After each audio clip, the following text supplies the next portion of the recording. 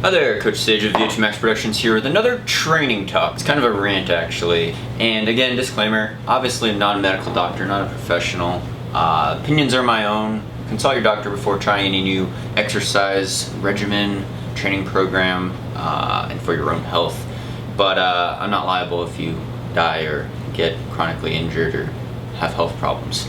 But yeah, this topic's on, a lot of people have asked, I saw in the comments. Thank you for all the comments, all the thumbs up, votes, subscriptions, all the views. People had asked about ultra running and concerns about health issues, as well as mainly I think heart issues with doing extreme events from marathon and beyond, so to speak, and kind of am I risking my long-term health, my longevity maybe, doing these kind of extreme endurance events? And it's a tough question. I looked at some research studies. Again, with research there's always a lot of bias. Bias with being able to try to control things from external variables, but also bias in the researcher, but also bias in my interpretation of the study, or maybe you could say reading comprehension as well. But we look at this a lot. Sandy and I look at this a lot in nutritional studies, and they could be peer reviewed from a research journal, but that doesn't mean it's a good study, and the evidence is kind of up in the air a lot of times because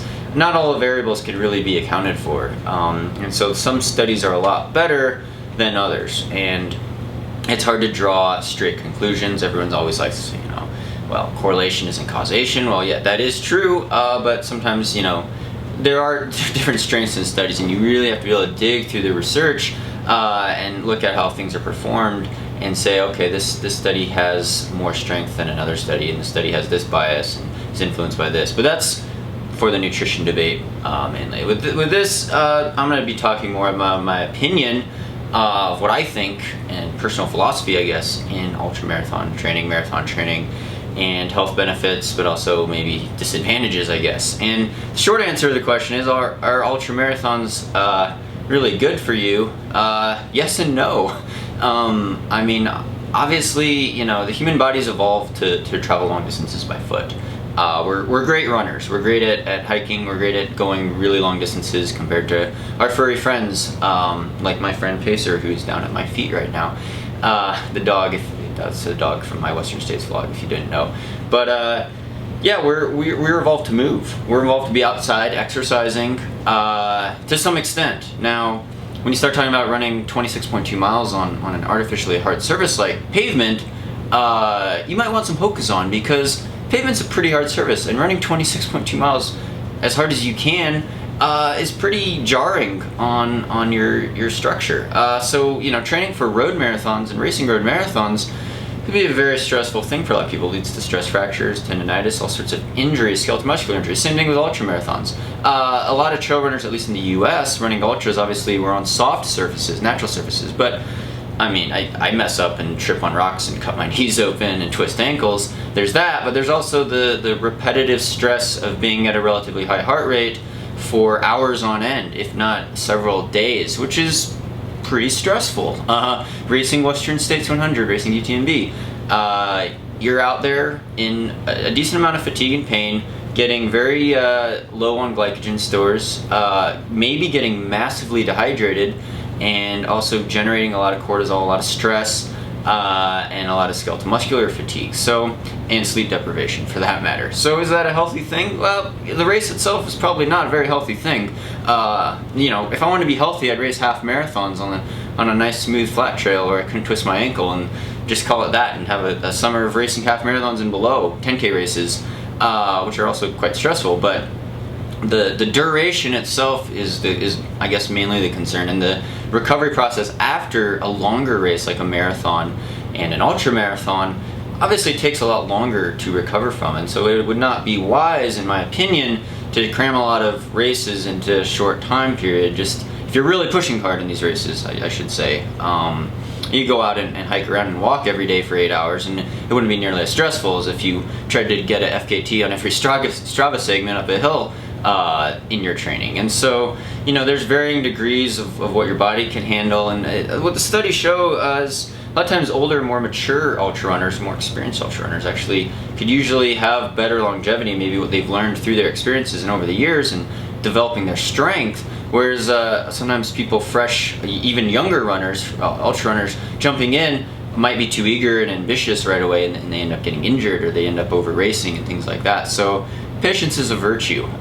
And your individual genetics are going to play a role, but I also think you can't pull apart diet and not say, oh, like this could cause changes in bone density. This could cause, your ability to repair itself in terms of skeletal muscular stress, as well as how you process energy, and how you're not, you're minimizing not getting really depleted in some ultra races. And from what I learned at Western States, obviously probably got pretty massively dehydrated. It's probably very unhealthy. I couldn't eat for like the next day after the race. I was still nauseous, and I could barely eat anything after running 100 miles. So huge calorie deficit. Obviously not a healthy thing to do. And if someone told me though, hey, training and doing these ultras and doing these races is going to take so and so X amount of time off of your projected lifespan, if I make it that far even, I would say, you know what?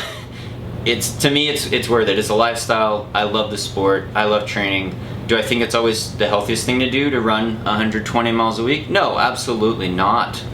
It's quite stressful, but I freaking love it. It's my passion. It's my job, and I know a lot of you guys absolutely love the sport as well. But what I'm saying to you is, you're probably it's a lot healthier probably to be running 50 or 60 miles a week than to be running 120 miles a week. Most people don't have the time or resources to put in over 100 miles a week, because you have to work and family obligations, things like that. But doing a more manageable amount, 50, 60 miles a week, and I'm just throwing these numbers out there kind of, but in my mind would be a healthy type of training load. And in the study, is conducted by some researchers at Stanford. I think they partnered with UC Davis. And they found, an hour a day up to 90 minutes a day, like this is pretty long time to be exercising for most people every single day, compared to the average American at least. It's a pretty healthy amount. When you're starting to get into hours and hours a day though, you're talking about risks for skeletal muscular injuries again. And then the big thing with changing the dynamics of the heart and increasing your risk, I guess, for having heart issues, that's more up in the air. Because people report asthma, allergies, because they spend more time outdoors, because they're more sensitive and in tune with little changes in their bodies. So to say one causes the other, I think is just up in the air. And the heart benefits you get obviously from exercising a moderate amount of aerobic exercise, I think are going to far outweigh the risks of what can happen. And ultra running is risky. People have died from complications of doing ultras. That's a fact. You could get massively dehydrated. You could have a heart attack. You could have all sorts of problems in these long distance races, mainly because of the duration and the ability of your body kind of going into shock.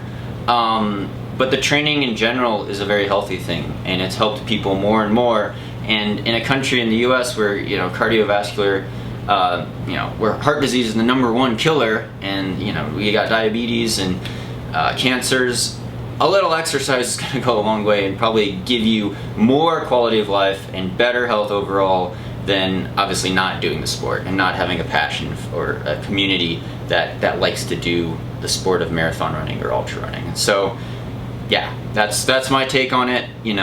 Is it risky? Is it unhealthy to train do a bunch of 100-milers in a year? Yeah, I'd say it is. I say that's not a healthy thing to do.